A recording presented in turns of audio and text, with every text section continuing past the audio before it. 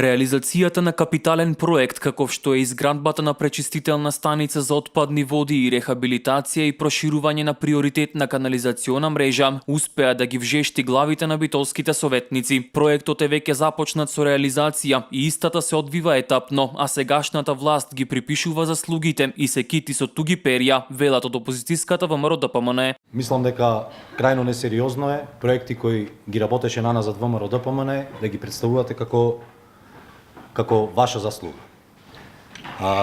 И сметам дека никако не може проект кој започнал со одлука на една претходна влада на ВМРО ДПМН и стигнал до една денешна фаза на реализација, во чија реализација учествуваше претходната локална самоуправа на ВМРО ДПМН, да го препишувате како сопствен проект и при тоа да кажете дека е дел од вашето предизборно ветување. Според советникот Борче Корлевски, добро е што опозицијата се разбуди после 12 години да зборува за капитален проект кој тие го ветуваа во изминатите мандати, но не го реализираа. Струмица веќе ќе го има и веќе е има, значи деновиве, како што не извести известителот од општина Битола, ќе се отвори ова пречистителна станица. Ако локалната власт предводена тогаш од ВМРО ДПМН размислуваше за тоа што побрзо да ги реши проблемот на граѓаните на општина Битола, сигурно ќе лобирала до тогашната власт, предводена од нив, точно тој проект да биде донесен побрзо и да се реализира во Битола. Проектот треба да се продолжи со реализација како што беше започнат, а не да се користи за дневно политички цели, велат од ВМРО ДПМН. За волја на вистината треба да се каже дека овој проект ги опфаќа Тетово, Струмица, Битола и Прилеп. Ама треба да кажете дека Струмица изработува прочистителна станица која за некој ден ќе биде пуштена и вашиот премиер сигурно ќе сечи лентата. Ама прочистителна станица која е дел од овој проект и нашава ќе кошта негде околу 14 милиони, ако не се лажам. Меѓутоа, останатите, зборуваме овде за колекторски рехабилитација и доизградба на канализациона мрежа, изградба на прочистителна станица, цел колекторски систем.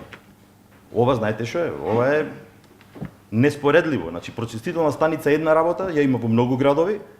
Ова е цел систем кој го опфаќа и не спасува генерации 50 години напред. Ова е еден горлив проблем со кој се соочуваат граѓаните на Битола, а со реализацијата на оваа капитална инвестиција, истиот ќе биде решен, децидни се советниците од локалната власт. Со овој проект за секојаш ќе ги решиме проблемот на граѓаните на општина Битола кој беше вековит, како што кажав претходно, со проблемите со канализационата мрежа, со проблемите со одводната мрежа, со реализација на овој проект ќе ги опфатиме и проблемите околу руралните средини во општина Битола.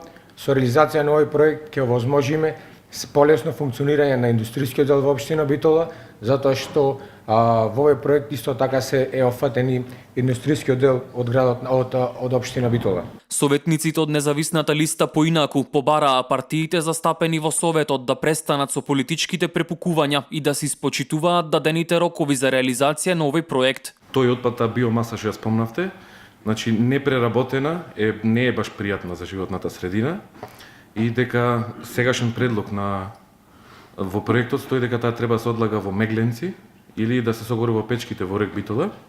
Меѓутоа со понатамошна преработка може да се користи за исто така за други намени. Значи да се внимава на регулирањето на тој отпад, кој што рековме дневно е 30 метри кубни, што не е толку малце, штетен отпад.